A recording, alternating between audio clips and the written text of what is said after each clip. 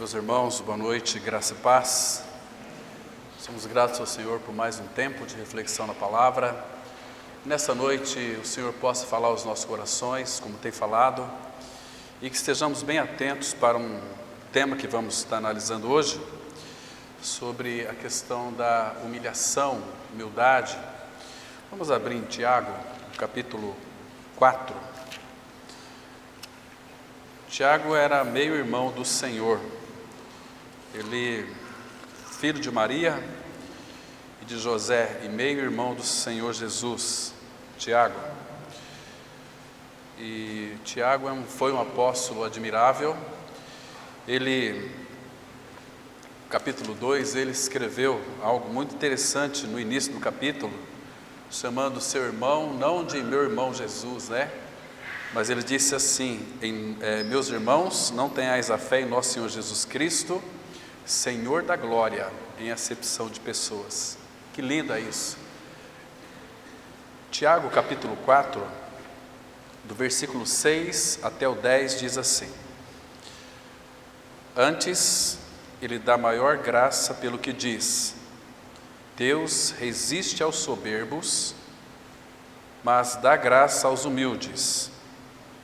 Sujeitai-vos, portanto, a Deus, mas resiste ao diabo, e ele fugirá de vós. Chegai-vos a Deus, e ele se chegará a vós outros. Purificai as mãos, pecadores, e vós de ânimo dobre, limpai o coração. Afligi-vos, lamentai e chorai, converta-se o vosso riso em pranto, e a vossa alegria em tristeza. Humilhai-vos na presença do Senhor, e ele vos exaltará. Vamos ter uma palavra de oração. Pai, confiamos a Ti esse tempo, onde nós nos prostramos diante do Senhor para ouvir as Tuas comunicações nessa noite. Pai, dissipa da nossa mente todo o entulho que foi acumulado essa semana, que não procede do Senhor. Tudo aquilo, Pai, que nos traz angústia, ansiedade, tudo aquilo, Pai, que impede de nós vermos o Senhor claramente. Queremos ouvir a Tua voz, ó Pai, é uma voz penetrante e cortante. A Tua voz é purificadora. A Tua voz, ela precisa ser acolhida com mansidão em nossos corações. Pai, nós confiamos nas Tuas mãos esse tempo de reflexão. Fala com cada um de nós, queremos ouvir a Tua voz. Em nome de Cristo nós oramos. Amém. Irmãos, a questão de humildade e humilhação, elas são duas coisas um pouquinho diferentes. Humildade, todos nós podemos fingir humildade. Agora, quando nós somos humilhados, isso faz toda a diferença. Isso revela, isso mostra quem nós somos em Cristo Jesus. Porque se você, irmãos, olhar para o Senhor Jesus, a sua vida aqui na face da terra, você irá descobrir algo muito interessante naquilo que concerne a humildade do Senhor, porque Ele é a essência de toda a humildade. E como se isso não bastasse, Ele foi humilhado, irmãos, em todas as coisas. Ele foi ultrajado em muitas coisas, mas Ele nunca revidou com o traje. Então esse é o nosso Senhor. Agora, irmãos, quando cremos de fato que nós fomos inseridos em Cristo, crucificados com Ele, Paulo diz que nós morremos com Cristo. Cristo é a nossa vida pela ressurreição. E claro que vocês sabem que nós, em essência, nós não somos humildes. A nossa natureza humana, que nascemos em pecado, hoje, graças ao Senhor, ela foi regenerada. A essência do ser humano é o orgulho, é a arrogância. A queda foi por causa de uma arrogância, da soberba. Tudo que há no mundo é a soberba da vida. Então, as pessoas que de fato não estão em Cristo, elas estão vivendo uma vida de soberba. É uma vida que, infelizmente, as pessoas, elas querem ser grande em todas as coisas, ainda que seja na desgraça. Ela tem que ser maior. A minha dor é maior do que a sua. O meu sofrimento é maior do que o seu. O que eu passei não se compara ao que você passou. Nós queremos ser grandes até na desgraça. Eu lembro, irmãos, tem uma irmã muito amada lá no Rio de Janeiro, e é uma irmã que ela fazia assim, tem um coração muito generoso, uma irmã muito rica, e ela era muito generosa. Ela não ia no brechó e comprava roupas e dava para aqueles que habitavam debaixo da ponte. E ela contou uma coisa muito interessante. Numa dessas visitas, ela fez uma compra numa loja, comprou bastante agasalhos, porque estava chegando o tempo do frio.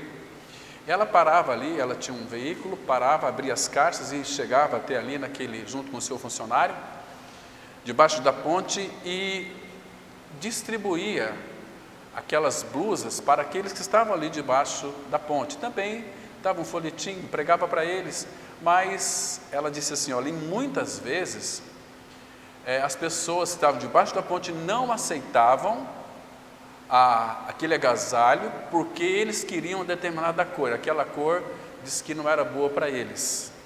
Então ela chegou a uma conclusão seguinte, que irmãos, e também nós muitas vezes pensamos, né?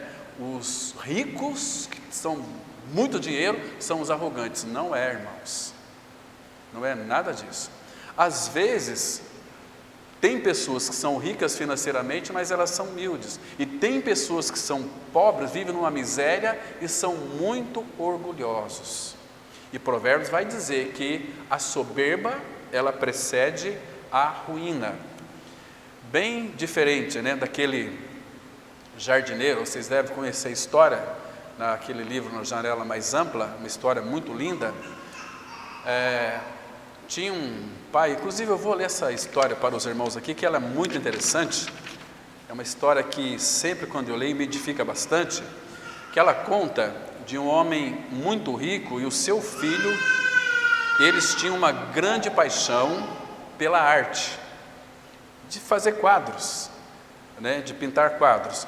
Eles tinham tudo ali em sua coleção, desde Picasso até Rafael.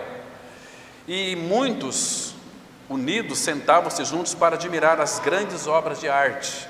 Tem quadros que valem 30 milhões, 25 milhões de dólares. Tem quadros que são de Michelangelo, são muito caros. Então, esse homem, por ser muito rico, e o seu filho colecionavam quadros. E eles tinham uma riqueza na casa deles que era muito grande. Então, por obra do destino, o filho deste homem foi convocado para a guerra.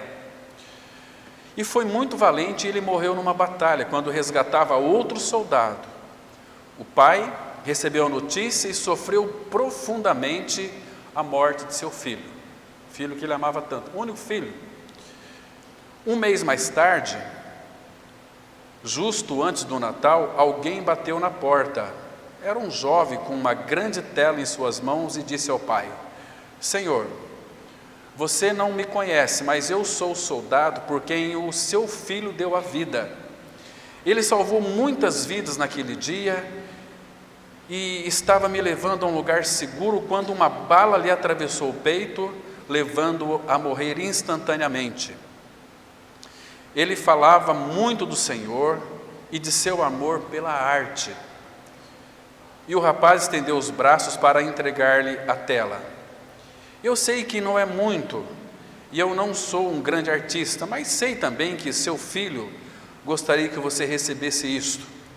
O pai abriu a tela, era um retrato de seu filho, pintado pelo jovem soldado. Ele olhou com profunda admiração a maneira com que o soldado havia capturado a personalidade de seu filho na pintura. O pai estava tão atraído pela expressão dos olhos de seu filho que seus próprios olhos se encheram de lágrimas. Ele agradeceu ao jovem soldado e ofereceu-lhe pagar-lhe pela pintura. Não, senhor, eu não poderei pagar-lhe o que o seu filho fez por mim. Eu nunca poderei pagar-lhe o que seu filho fez por mim.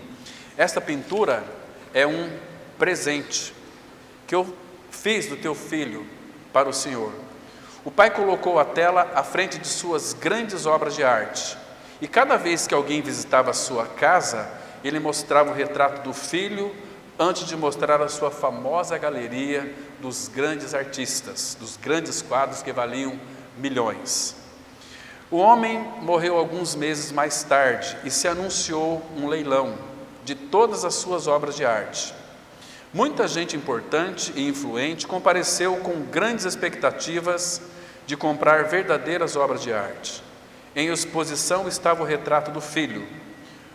O leiloeiro bateu o seu martelo para dar início ao leilão. Começaremos o leilão com o retrato O Filho. Quanto me oferecem por este quadro? Um grande silêncio. Então um grito do fundo da sala. Queremos ver as pinturas famosas.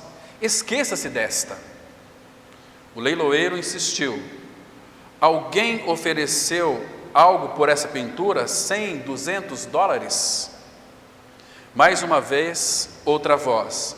Não viemos por esta pintura. Viemos por Van Gogh. Viemos por Picasso. Continuou. O filho. Quem leva o filho? Finalmente, uma voz. Eu dou 10 dólares pela pintura do filho. Era o velho jardineiro da casa. Sendo um homem muito pobre, esse era o único dinheiro que podia oferecer. Temos 10. Quem dá 20? Gritou o leiloeiro. As pessoas já estavam irritadas. Não queriam a pintura do filho. Queriam as que realmente eram valiosas para completarem as suas coleções. Então o leiloeiro bateu o martelo.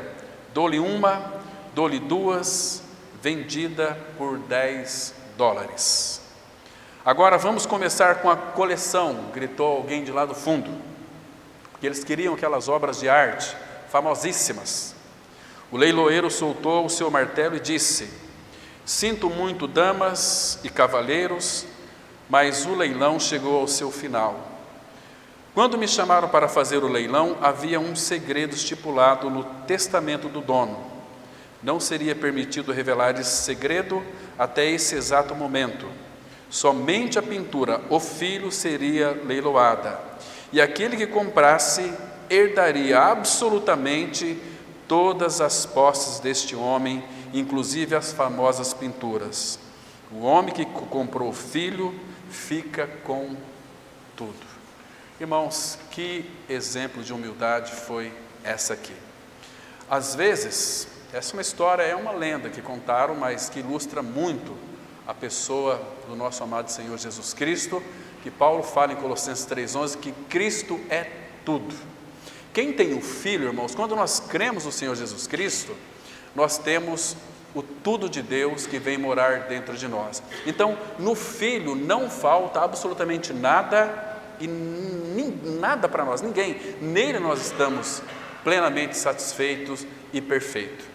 Para este novo ano que se inicia, vou dar aqui uma receita de prosperidade para os irmãos, para que vocês sejam prósperos em todas as coisas.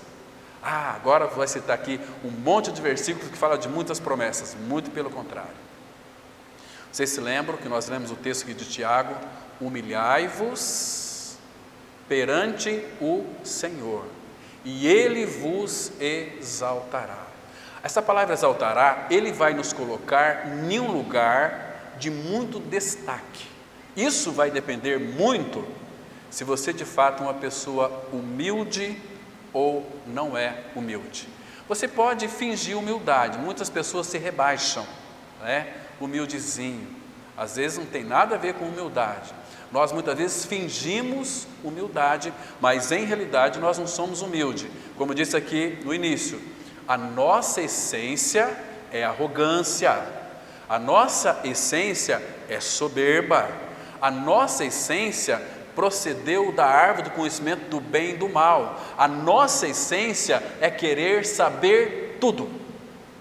Essa é a essência da árvore da ciência do bem e do mal. O sabes tudo.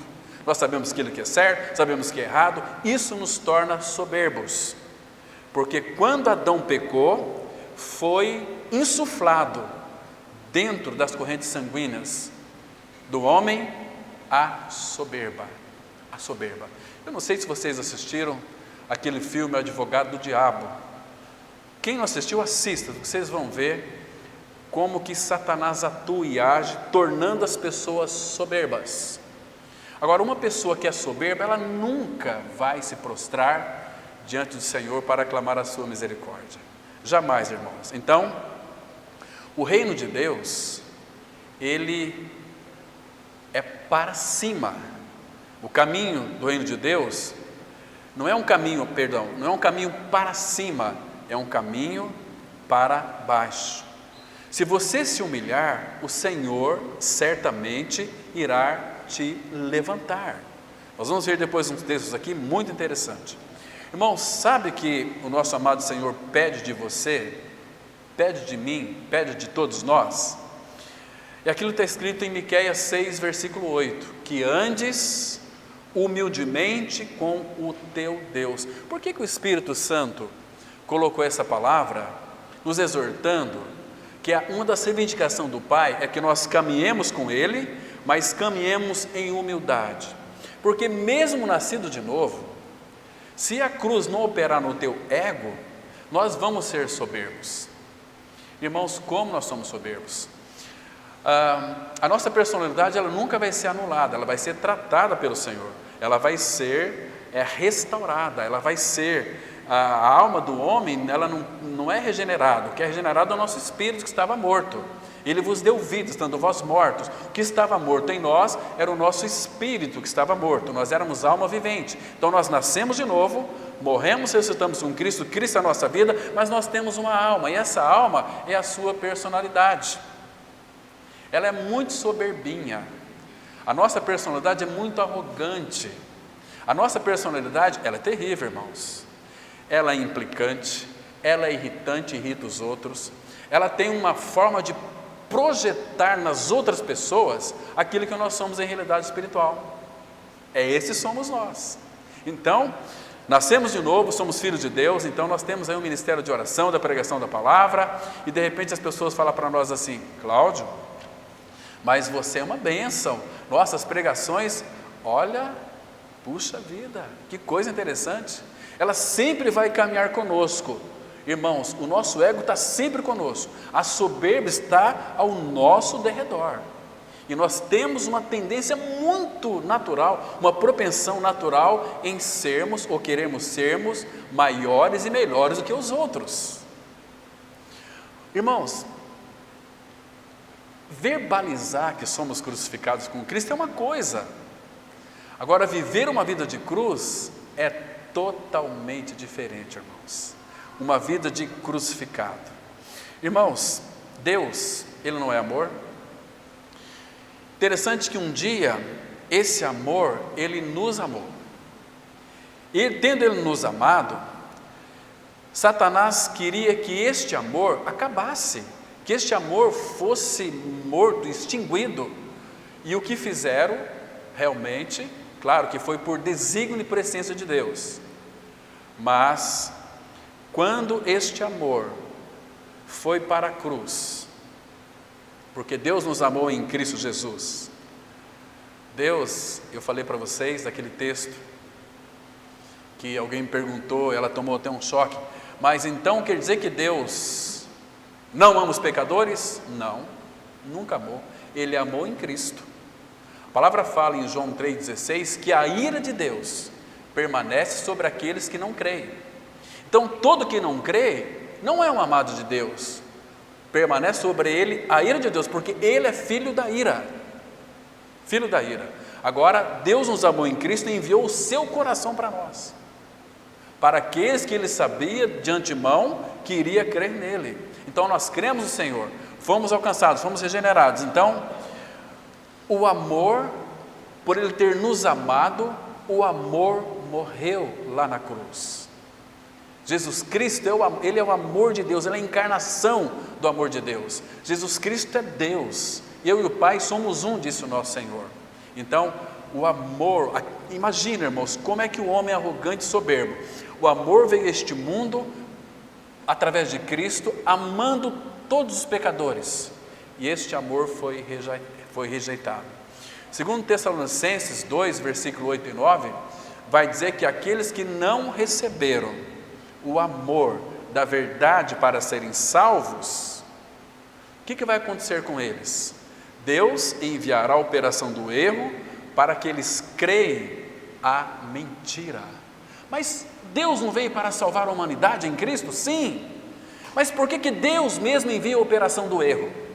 Porque Deus sabe que aqueles que não acolheram e nunca vão acolher o amor da verdade para serem salvos, estes, diz a palavra, já estão perdidos e cairão um dia em realidade espiritual, uma perdição eterna e nunca mais vai sair de lá. Irmãos, e por este amor que foi para a cruz, é que eu e você nós somos salvos. E por que nós fomos salvos? Sabe por quê? Por uma coisa muito interessante. Abram comigo, por favor, em Filipenses capítulo 2, porque o amor, irmãos, ele se humilhou. Filipenses capítulo 2, vamos ler a partir do versículo 6. E ele fala aqui no 5 para nós termos o mesmo pensamento, o mesmo sentimento que houve também em Cristo Jesus. Olha o versículo 6 de Filipenses capítulo 2.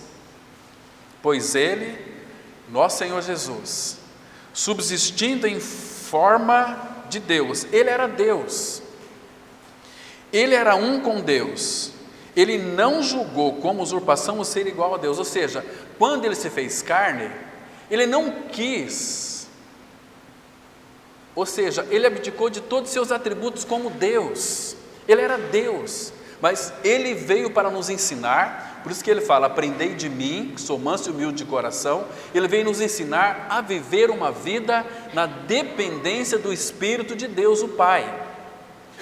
Tudo que o Senhor Jesus Cristo fez, ele não fez de si mesmo, mas era o Pai que fazia através dele.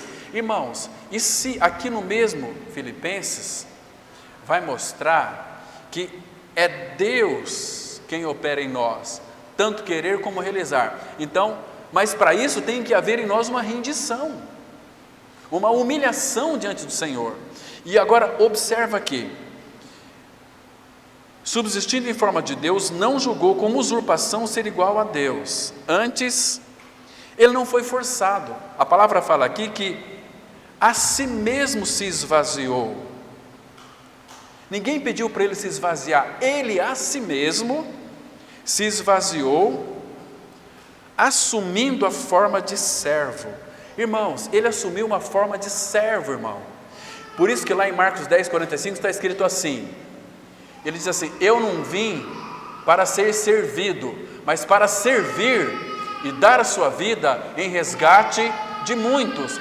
Imagina aqui a cena, o Senhor Jesus, ele não veio para ser servido, mas para servir e dar a sua vida em resgate de muitos. Entende, irmãos? Irmãos, será que nós entendemos o que significa uma vida de serviço, de servir ao Senhor, por onde quer que Ele vá?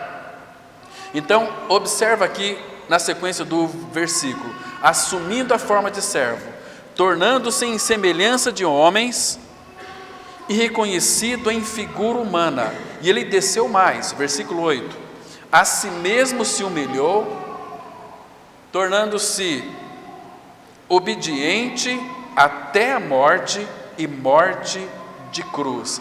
Ele a si mesmo se humilhou. Você imagina a humildade se humilhando? Está vendo aqui, irmãos, que de fato o Senhor Jesus, mais uma vez, olha onde que ele foi, desceu aqui, a si mesmo se humilhou, a humildade se humilhando. Irmãos, não tinha mais onde ele baixar, porque ele foi obediente até a morte, morte de cruz. Agora, irmãos, por que ele foi tão fundo nesta obra aqui de se humilhar a si mesmo? Isso aqui para o nosso Senhor, para nós, irmãos, nós jamais faríamos isso, nós somos muito arrogantes. Quando uma pessoa nos cutuca, nós já ficamos uma fera, nós ficamos bravos, ficamos nervosos, irritados, nós queremos quebrar coisas, e muitas vezes quebramos coisas, ficamos bravos, aquela ira pode levar você à morte, porque aquilo procede de uma alma que não foi tratada ainda, o espírito já foi regenerado, mas isso revela que você não é humilde, aquela raiva que você tem.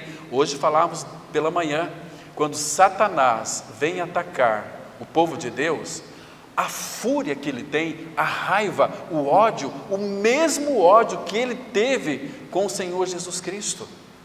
Arrancar pedaços da barba do Senhor Jesus, bater com um pedaço de pau na coroa de espinho dele, fincado ali na sua fronte, e ele não abriu a sua boca, ele ficou em silêncio.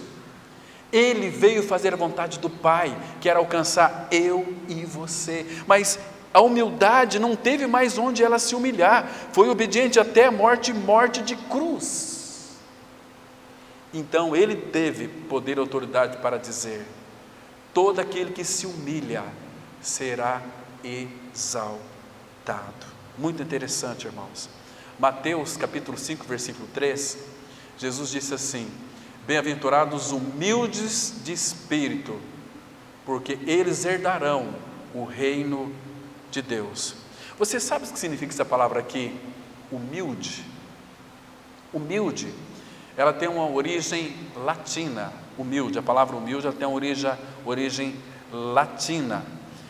Humilde, ela significa humus, que é igual a terra. Rumo, terra, e ilde significa pés. Então a palavra humildade significa pés no chão. Pés no chão. Muitas vezes parece que nós não estamos com um pé no chão. E quem não anda com seus pés no chão, obviamente, irmãos, vai cair em muitos problemas, em muitas dificuldades. Parece que estão voando, flutuando, mas isso chama-se soberba. Há uma soberba reinante. Então, humilde significa aquele que tem os pés no chão. A palavra de Deus, ela vai mostrar de uma forma tão clara que não existe humilhação maior para uma pessoa do que ser crucificada com Cristo. Naquela época, quando o Senhor Jesus Cristo foi crucificado, irmãos, não tinha humilhação maior para nenhum homem. A morte mais terrível, mais pior e mais humilhante era ser crucificado, era morrer numa cruz. Era um estado como que de vergonha, de vitupério. Vocês entendem porque cristianismo não é algo que muitos pensam que é um oba-oba, um aleluia, um glória-glória, sem ter essa realidade espiritual, sem viver uma vida de crucificado, sem viver uma vida de cruz. Isso não é cristianismo, irmão. E sem a cruz operando em nossas vidas, nós não podemos dizer que somos cristãos verdadeiros, que somos cristãos autênticos, porque, irmãos, a soberba está em todos os lugares. A pior arrogância é uma arrogância espiritual. Nós queremos estar sempre em evidência, sempre no pódio, queremos sempre o primeiro lugar. Nós queremos mostrar muitas vezes aquilo que nós não somos, aquilo que nós não atingimos ainda, mas nós temos uma coceira de querer mostrar para as pessoas que nós somos os melhores. Deus não trabalha com os melhores, irmãos. Deus começa com os últimos, com aqueles que estão lá atrás, final da fila, como aqueles que são esquecidos pelo mundo, são escórias da sociedade. Deus começa com eles. Leia depois 1 Coríntios 1, de 26 até o 30.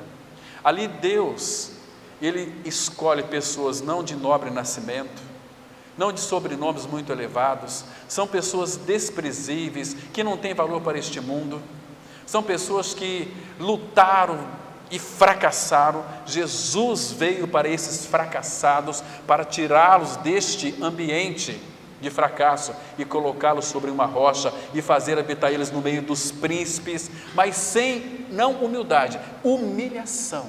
Não vai ter jeito, irmãos. E Tiago vai dizer o seguinte: humilhai-vos na presença do Senhor, é na presença dEle. Ali não tem como nós disfarçarmos, ali não tem como nós sermos dissimulados.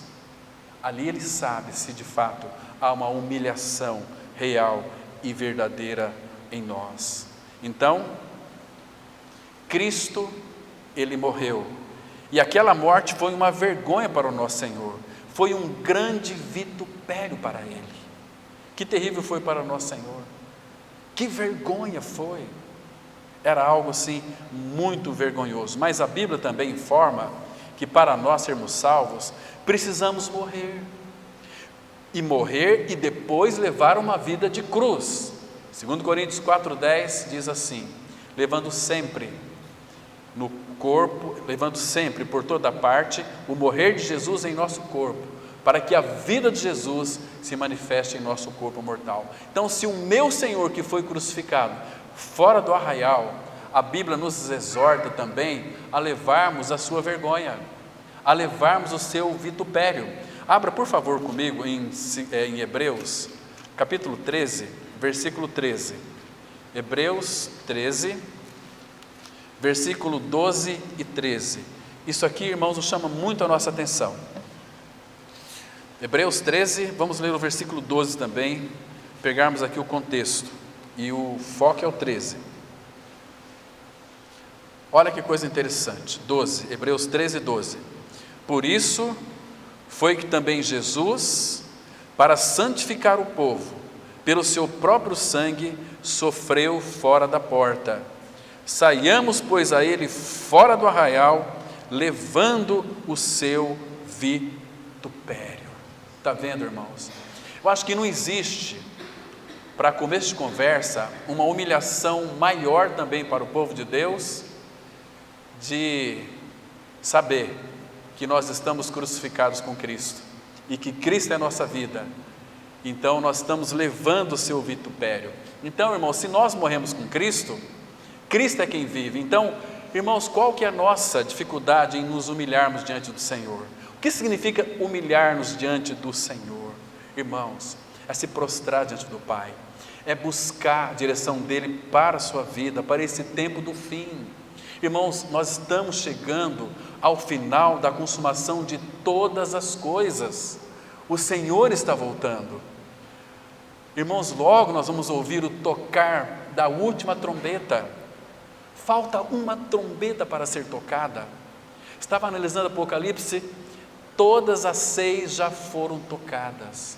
Hoje, quando falamos sobre a última guerra, a batalha do Armagedon, podemos perceber que falta apenas uma trombeta. E quando nós ouvirmos o sonido daquela trombeta, irmãos, eu fico muito preocupado. O desejo do meu coração e do Espírito do Senhor é que todos nós estejamos prontos para o retorno, prontos para subir, porque, irmãos, vai ser um dia muito glorioso, um dia de triunfo para a Igreja de Cristo, para aqueles que verdadeiramente vivem uma vida totalmente de humilhação diante do Senhor. Quando nos humilhamos diante de Deus, quando estamos diante das pessoas e sofrermos humilhação, nós não vamos retrucar. Quando as pessoas nos ultrajar, nós, a exemplo do Senhor, nós não iremos revidar com um traje, mas vamos entregar para aquele que julga todas as coisas retamente. Não vai ter problemas. Nós vamos precisar de fingir humildade, porque o humilde foi formado dentro de nós. Ele é manso e humilde de coração, não nós. Nós somos tão arrogantes, irmãos. Irmãos, nós não podemos, guarde bem isso aqui, por favor, preste atenção. Nós não podemos criar uma ilusão para o bem das nossas almas, para o bem do nosso próprio proveito. O que significa uma vida de humilhação diante de Cristo? Você sabe, vou te dar uma dica para você. Leia depois 1 Pedro, todos 5 capítulos. Veja ali como é uma vida cristã quando Deus está tratando com aquela pessoa. Ele não fala outra coisa a não ser sofrimento, provação, fogo ardente, alegrai-vos na tribulação. Logo em seguida vem Tiago 1,2 diz assim: irmãos, tende por motivo de toda alegria o passardes por várias provações, porque a provação, a tribulação, a perda, a dor, o sofrimento vai nos moldar, vai nos transformar de carvão em pedras preciosas. Jaspe, o que vai aparecer é Cristo. Lembra lá, a gente gosta de citar aquele versículo, né, de Mateus capítulo 5, versículo 16, o 14, Jesus disse assim para os seus discípulos e também para nós: vós sois a luz do mundo. A luz não pode ser colocada debaixo da cama, tem que ser colocada no alqueire, que alumia todos. E no versículo 16 ele diz assim: assim também brilhe a vossa luz diante dos homens, para que vejam as vossas boas obras e glorifiquem ao vosso Pai que está nos céus. Irmãos, vamos agora ser sinceros diante do Senhor. Queridos, você é uma pessoa que brilha? As pessoas, quando vê você, reconhecem você como um cristão ou como uma pessoa qualquer, que frequenta uma religião, que gosta de ir para a igreja, mas no dia a dia nós vivemos uma vida totalmente descaracterizada, desconfigurada daquela que o Senhor pede e nos dá para nós. Nós não gostamos de ser humilhados, irmãos. Quando alguém nos humilha, qual é a nossa reação? É escoiciar, é falar para todo mundo que aquela pessoa nos humilhou. Não é para falar para as pessoas, é para você falar para o Senhor. Lembra de Elias, 1 Reis capítulo 17? Quando ele chegou na casa daquela viúva, lá em Sarepta, lembra? O que estava acontecendo ali? Havia fome na terra, 3 anos e meio, estava chegando ao final já da fome, mas era uma fome que estava reinando ali, e aquela mulher era viúva. Então Elias chega naquele local, Deus havia dito que ordenaria aquela mulher para dar comida para Elias, e Elias era uma figura de Cristo, chegou naquele local, e o que aconteceu ali, irmãos? Ela disse assim: olha, Elias falou para ela: dai-me pão para comer. Olha, senhor Elias, você diz que é um profeta do Senhor, mas eu tenho aqui um pouquinho de farinha e um pouquinho de azeite, vou fazer um pequeno bolo para mim e para meu filho, nós vamos comer e vamos morrer, né? Então, irmãos, presta atenção aqui, que Elias depois disto, ele disse assim: tudo bem, faz como você ordenou no seu coração, mas primeiro faze para mim, e depois você e o teu filho poderão comer. Então primeiro para mim, mas aquela mulher está padecendo necessidade. Então Elias ali, figura de Cristo, olha, primeiro para mim. Qual que é a lição aqui? É que Cristo deve ter primazia em todas as coisas, irmãos. Ainda que nós venhamos a padecer necessidade, Cristo tem que ter a primazia. O primeiro lugar é dele, não nosso. Então ela fez, deu para Elias, Elias comeu e a mulher comeu. E depois, a palavra fala que a farinha, ela não acabou até o dia que choveu, e o azeite também não faltou. Mas depois, o filho daquela mulher morre. Olha que situação difícil, irmãos. Preste bem atenção. O filho daquela mulher morre. Elias tinha feito um milagre, então aquela mulher colocou a culpa no profeta Elias. Ó, profeta de Deus, você veio aqui para nos matar. Meu marido morreu, agora meu filho morre. Elias não abriu a sua boca. Se fosse nós, talvez poderíamos dizer o seguinte, com a nossa arrogância, né? Você está desconfiado do profeta de Deus? Veja o milagre que eu realizei aqui. Está faltando farinha? Está faltando azeite? Mas Elias fechou a boca. A mulher estava sofrendo muito pelo teu filho que tinha morrido. Elias disse: me dá o teu filho. Elias tomou aquela criança nos braços e foi lá no andar de cima conversar com o Senhor. Foi falar com Ele. Os nossos problemas é quando nós nos humilhamos diante do Senhor, eles serão solucionados, resolvidos. Elias foi clamar ao Senhor, pediu para que o Senhor trouxesse vida àquele menino, e o Senhor assim o fez. E depois que a criança estava viva, Elias levou a criança viva nos braços. Elias poderia dizer para a mulher, se fosse nós, certamente a gente ia dizer: está vendo, foi duvidado do profeta do Senhor, nunca mais você duvide, aqui está o teu filho vivo. Mas Elias disse assim: olha, a tua dor é o teu filho, toma o teu filho vivo. E o que a mulher disse a respeito de Elias? Agora eu sei que a palavra do Senhor na sua boca é a verdade. Ah, meus irmãos, que humildade. Irmãos, eu fico assim fascinado com isso. Algum tempo atrás, estava falando com o Romeu, Romeu Bornelli. Então ele veio aqui, ficou um tempo em casa, e eu disse para ele assim: Romeu, como você tem me ajudado nas suas ministrações, etc. Aí a esposa falou: ai, Cláudio, você não podia ter falado isso. Isso para ele é terrível.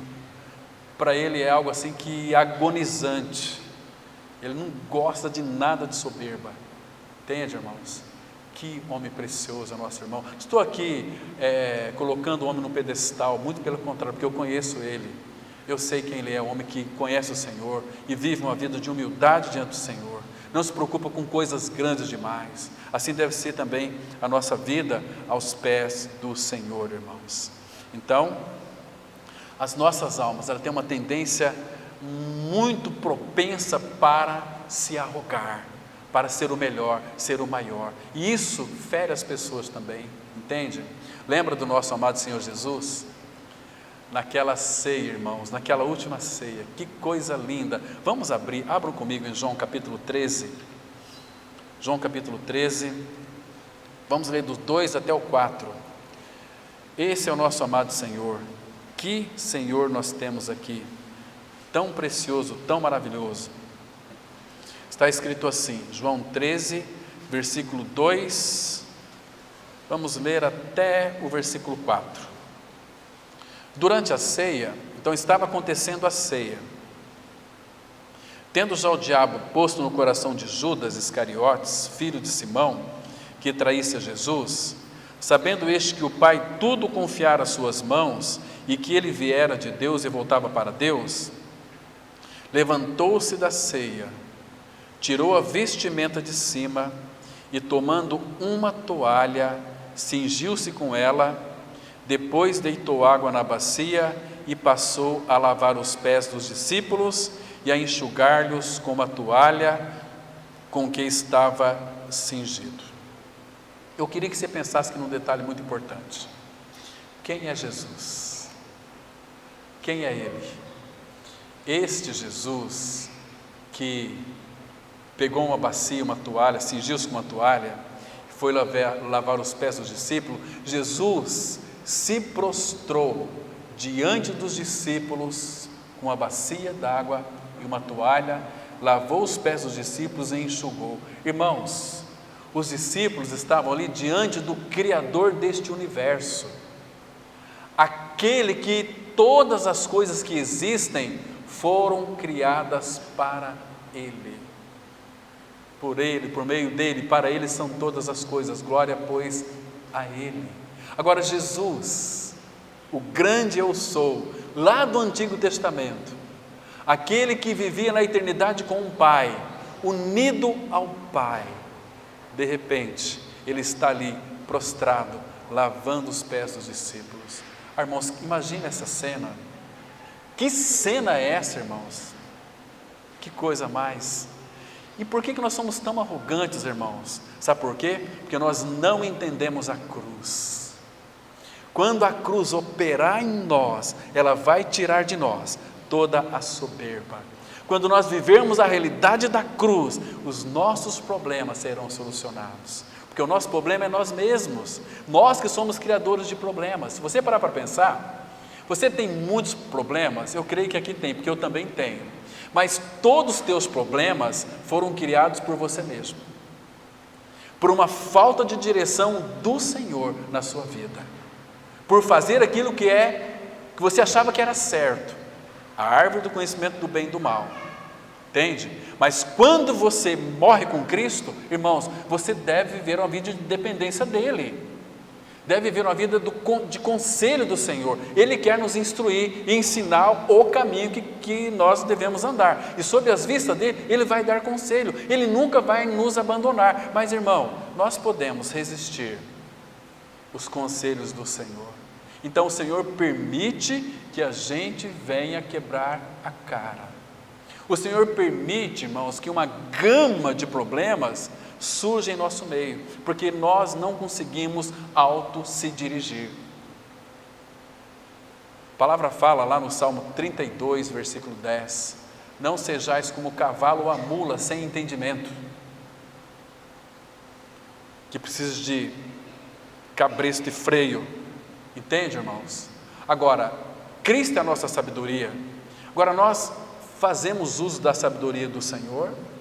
Sabedoria não é um conhecimento. As pessoas pensam que, porque tem uma faculdade, estudei bastante, então eu já sei de todas as coisas. Você tem um conhecimento sobre muitas coisas, mas talvez o seu caráter é um caráter que não é confiável.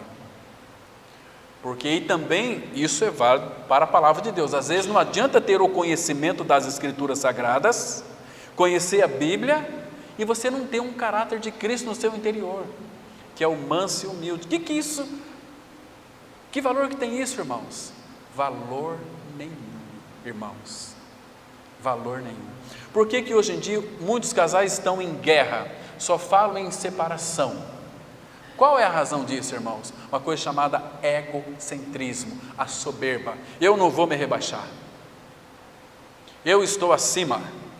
Às vezes a gente atende tantos homens aqui que dá uma vontade de pegar uma vara e bater na bunda deles. Parece que não apanharam. Foi criado com vó. São os Nutellas. E depois fala, não, ela tem que ser submissa a mim, ela tem que... Espera aí, ô garoto. Que história é essa? Você tem que morrer. Quer ser feliz? Morra com Cristo na cruz. Ele veio para tirar essa sua natureza perversa. Ele veio para tratar com a sua alma. A cruz tem que operar em sua vida. E às vezes Deus usa aquela lixa lá na sua casa chamada esposa para tratar com a sua alma. O casal, ali o lar é um laboratório onde Deus vai moldar as pessoas. Alguns não resistem e caem fora. Meu marido foi embora de casa e foi com outra. Olha, dá graças a Deus, que era um pedaço de gente insignificante que não valia nada. Não o feijão que come. Não soube honrar a esposa que tinha, ou o marido que tinha também. Hoje está muito comum isso, irmão. Isso acontece no meio dos crentes, dos evangélicos. É uma vergonha para o evangelho. Paulo disse, eu não me envergonho do evangelho. Tem muita gente que é uma vergonha para o evangelho. Pela sua vida de testemunho aí fora. São mau caráter. Mas tem um distintivo muito bonito de cristão. Mas a vida é uma bagaceira só. Miseráveis. Porque são arrogantes. A palavra é sempre de arrogante. Nós sabemos tudo, a árvore do bem e do mal. Essa árvore foi cortada lá na cruz em Cristo. Por isso que, irmãos, eu fico pensando o seguinte: será que verdadeiramente aqueles que verbalizam a mensagem da cruz, experimentaram a cruz em realidade espiritual? Porque todo aquele que passou pela cruz é um crucificado, e aquele que passou pela cruz vai viver uma vida de expressar Cristo, é não mais eu, mas Cristo vive em mim. Cristianismo não é você frequentar uma igreja evangélica, cristianismo não é uma religião. Tem muitas pessoas que são membros de igreja evangélica, mas que nunca nasceram de novo. Irmãos, às vezes a gente atende aqui pastores, 40 anos, eu atendi uma vez um pastor de 40 anos, que nunca nasceu de novo, um homem que tinha boas intenções, pregava para as pessoas serem salvas, mas não pregava a centralidade de Cristo e a cruz. Lembra que em 1 Coríntios está escrito, aprove a Deus salvar os que creem, pela loucura da pregação. Aí vem Satanás dizendo, você tem que aceitar Jesus, isso não é evangelho. Então não se iluda, irmão, não se iluda. Fique olhando para a palavra. Aprove a Deus salvar os que creem pela loucura da pregação. E nós pregamos a Cristo crucificado. É o legado do Espírito para a igreja. Não tem outra mensagem. O que você está buscando? Grandezas? Riquezas? Abra no Salmo 131, por favor. Vamos dar uma olhada para esse salmo aqui com bastante cuidado. Gosto muito desse salmo, irmãos. Um salmo que é maravilhoso. Um salmo lindo, um salmo profícuo, um salmo que deve estar indelevelmente arraigado em nosso coração. Diz assim a palavra, Salmo 131, Salmo de Davi: Senhor, não é soberbo o meu coração, nem altivo o meu olhar. Não ando à procura de grandes coisas, nem de coisas maravilhosas demais para mim. Irmão, se tem uma coisa que nós buscamos, é grandes coisas para nós. Será que você não pensa assim, puxa vida, Minha vida aqui não está boa, né? Preciso de mais. Quem sabe preciso de mais dinheiro. Quem sabe eu preciso de uma coisa melhor. Preciso de aventurar mais, sob um pretexto de dar um conforto melhor para a minha família. Não é assim? Mas que nós queremos, se formos sinceros, é uma vida de exibição. De exibição. Não é assim? Nós gostamos de ostentar. Algum tempo atrás, estava num bairro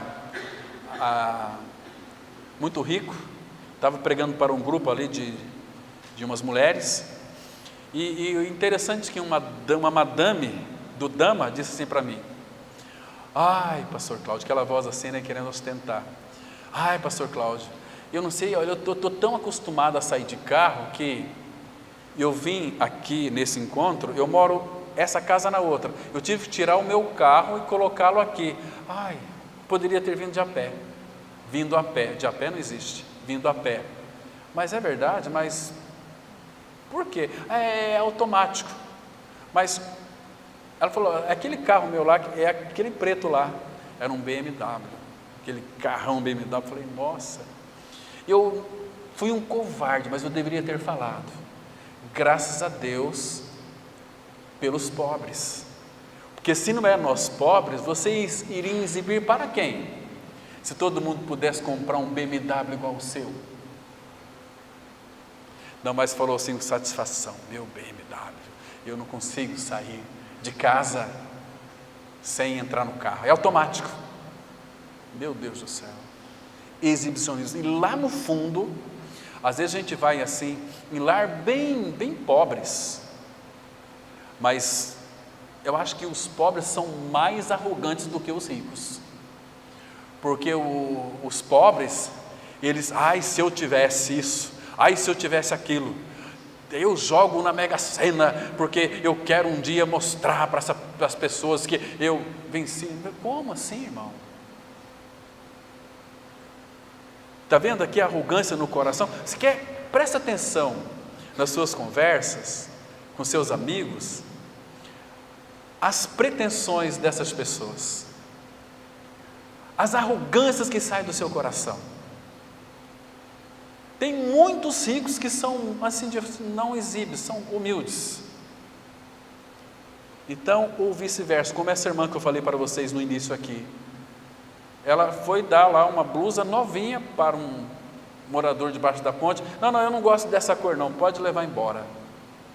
Ela pensou o seguinte, não é só os ricos que são arrogantes, os pobres também são arrogantes. Escolher cor, estou dando presente, não quer? Porque é de graça. E a graça, ela é muito ofensiva, irmãos. Por que nem todos vão ser salvos? Por que todos não serão salvos? Porque é pela graça. Graça é Deus dando e fazendo tudo a quem nada merece. Mas eu já tenho muitas propriedades, eu tenho 2 fazendas, eu tenho 4 empresas, eu sou muito rico, agora vem Deus me oferecendo essa graça para mim, eu não preciso dessa graça? Eu não preciso clamar a misericórdia dEle? Imagina, um cara muito rico, prostrado no seu quarto, clamando a misericórdia do Senhor. Ah, meus irmãos, nós precisamos de aprender uma regra da vida espiritual. Ele é Deus, nós não somos Deus. Ele é Deus, nós não somos Deus. E porque todo crescimento espiritual começa com essa verdade. Até que eu e você nós venhamos a entender o que significa. Se nós não sabermos o que significa, nós estamos vivendo uma infância espiritual ainda. Você gostaria de conhecer a Deus melhor? Humilhe-se diante dEle. Humilhe-se. Você gostaria de receber a aprovação de Deus? Humilhe-se diante dEle. Você gostaria de romper sempre em vitória? Humilhe-se diante dEle. Quem se humilha será exaltado. Agora, quem se exalta será humilhado. É tão claro isso. Lembra que Jesus Cristo, Ele foi obediente até a morte de cruz? Não tinha mais onde Ele descer para baixo. Ele a si mesmo se humilhou diante de Deus. E aí a palavra fala assim, pelo que Deus também o exaltou soberanamente e lhe deu o nome que está acima de todo nome, para que ao nome de Jesus se dobre todo o joelho nos céus, na terra e até no inferno, vai ter que se dobrar diante de Deus, diante de Cristo, porque Ele é o vencedor, Ele é o capitão da nossa salvação, Ele a si mesmo se humilhou. Isso é maravilhoso demais. Então, queridos, quando o Senhor Jesus lavou o pé do apóstolo Pedro, Ele aprendeu algumas lições. Vamos lá para 1 Pedro, capítulo 5, 1 Pedro 5, vamos ler aqui o versículo 6. Então, sempre a mesma palavra. Vamos ler o 5 e o 6, que fala de cingir de humildade. Diz assim, 1 Pedro 5, versículos 5 e o 6. O 5 diz assim: rogo igualmente aos jovens, sede submissos aos que são mais velhos. Mas você acha que hoje em dia os filhos são obedientes aos pais? Os filhos fazem dos seus pais, não vou nem falar aqui a palavra, os filhos fazem o que quer, os pais não corrigem, os filhos mandam em seus pais. Tem filho que manda o pai calar a boca, manda a mãe calar a boca, e eles ficam quietinhos. Que tristeza. Por isso que tem muitos adolescentes morrendo cedo aí, antes do tempo, porque não sabem honrar pai e mãe. Então, submisso aos mais velhos, outros sim, no trato de uns com os outros, cingivos todos de humildade.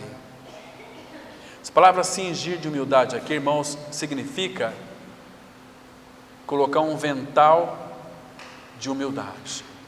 Onde é que Pedro aprendeu isto aqui? Naquela grande ceia, quando o Senhor Jesus foi lavar o pé dele. Agora aqui Pedro sabe que Jesus é o Cristo. Lá ele teve uma revelação em Mateus 16, tu és o Cristo, filho do Deus vivo. Mas agora Pedro tem o Cristo glorificado, Jesus glorificado, morando dentro dele. Então Pedro tinha essa humildade que é Cristo. Mas Pedro sabia que ele era um arrogante. E você sabe, e eu também sei, que nós somos arrogantes por natureza, soberbos por natureza, mas Cristo veio, irmãos. Vocês entendem o que a cruz significa? Que nós precisamos levar a cruz dia a dia. Quem quiser vir após mim, a si mesmo se negue. Dia a dia tome a sua cruz e siga-me. E quem não tomar a sua cruz e vir após mim, não é digno de mim, disse o nosso Senhor. Para seguir o Senhor tem que ter cruz, tem que haver cruz, uma vida de crucificados. Viver uma vida de cruz aqui é tão maravilhoso, mas no dia a dia, irmãos, ser honesto hoje, ter uma vida radicalmente, dizer não para as falcatruas, só um crucificado, só um filho de Deus, porque ele sabe que tem tudo, e esse tudo é Cristo. Mas a nossa propensão natural é sermos arrogantes. Cingivos todos de humildade, porque Deus resiste aos soberbos, contudo aos humildes concede a sua graça. Aos humildes tem graça para tudo. Que maravilhoso é isso, irmãos. Agora, olha o versículo 6, de novo: humilhai-vos, portanto, sob a poderosa mão de Deus, para que Ele, em tempo oportuno, vos exalte. Humilha diante dele, irmãos. Nós vamos para Deus assim, quando vamos orar ao Pai, entra no quarto, Senhor, fala um monte de coisa lá e depois já sai. Humilhe-se diante do Pai, prostre-se diante do Pai, fala com Ele, fala: Senhor, tira a minha arrogância, tira a minha soberba, me ensina a viver uma vida de crucificado. E Ele vai fazer, mas nós não pedimos isso, irmãos. As nossas petições, elas envolvem os nossos interesses. Deus tem que abençoar os meus projetos, os meus planos, a minha casa, a minha filha. Não estou dizendo que isso aqui é errado, temos que orar por isso. Abençoa a minha família, Ele é amigo da família. Família é a ideia de Deus, Quem sustenta a família é Deus o Pai, Deus o Filho, Deus o Espírito. Ele quis ter uma família e alcançou essa família. Isaías fala que nós somos a família bendita do Senhor Jesus Cristo. Isso é tão maravilhoso para nós, irmãos. Então, a humildade, irmãos, ela não vem naturalmente como a maioria de nós pensamos que é. É uma virtude que, se você acha que tem, provavelmente você não tem humildade. Lembra daquela oração de Moody? Moody, ele costumava orar o seguinte: Senhor, faça-me humilde, mas não deixe que eu saiba disso. Não deixa que eu sou humilde. Não deixa que eu saiba que eu sou uma pessoa humilde. Que as pessoas reconheçam e que nem venha falar para mim. Porque às vezes nós ficamos soberbos com nossa própria humildade. Isso é a mais terrível que tem. Porque os arrogantes, normalmente, eles caem, às vezes, pela boca. Estou lembrando de uma lenda também. Tinha uma época que uma rã estava num ambiente muito quente. Ela queria ir para um lugar que era bem fresquinho. Então, ela fez amizade com 2 gansos ali, uns amigos gansos. E os gansos falaram para ela o seguinte: olha, amanhã nós vamos viajar, peregrinar para um local que é bem fresquinho, bem gostoso. E a rã: puxa, eu queria ir também, mas eu não sei voar. Mas como eu sou inteligente, disse a rã para os gansos, eu tive uma ideia brilhante aqui. Eu vou pegar um pauzinho, você coloca numa boca e você na outra, bem grande, e eu seguro aqui com a minha boca e a gente vai, aí vocês me levam e depois vocês me trazem. E os gansos voaram bem alto e foram voando, e aí a gansa comunicou com o outro ganso dizendo o seguinte: olha, mas quem teve essa ideia brilhante de colocar esse pau para que a rãzinha colocasse a boca e fosse voar junto com a gente? Aí ela não se aguentou, né? Ela abriu a boca para falar: fui eu. Quando ela abriu a boca, ela soltou daquele pau e caiu e morreu. Então a soberba, ela precede a ruína. E assim é conosco, irmãos, é uma lenda, mas isso acontece conosco. Se você for sincero com você, no seu coração, você vai saber que todas as tuas quedas é porque você foi soberbo, não consultou o teu Pai, o Senhor. Porque quando nós consultamos Ele vai dizer não, Ele vai trazer inquietação para o coração. Quando Ele vai dizer sim, você vai ter paz no teu coração. Aí não vai ter problema, você vai ser uma bênção. Aí você vai estar na direção do Senhor. Mas nós não fazemos isso, irmãos. Puxa, mas até quanto tempo nós precisamos apanhar do Senhor para aprender essas lições aqui? Mas até quando, irmãos? Então, a pessoa verdadeiramente humilde, nós vamos encerrar já, é aquela que tem ou considera os outros superiores a si mesmo. Irmãos, você fala sinceramente diante do Senhor, você considera aquele irmão que você acha que ele não tem valor nenhum, que é uma pessoa estúpida, que é uma pessoa que ela ali não tem jeito não, uma pessoa tão... eu, uns tempo atrás, estava caminhando ali no lago, encontrei uma pessoa lá, a James, ela está aqui hoje, está lá no fundo, ninguém dá muito valor para ela, ela tem alguns problemas, mas domingo eu vou lá na tua igreja assistir um culto, veio de manhã, veio hoje à noite aqui de novo. E, irmãos, é difícil para a gente considerá-la maior do que a gente, mas assim tem que ser. Então, se nós vermos a Jamie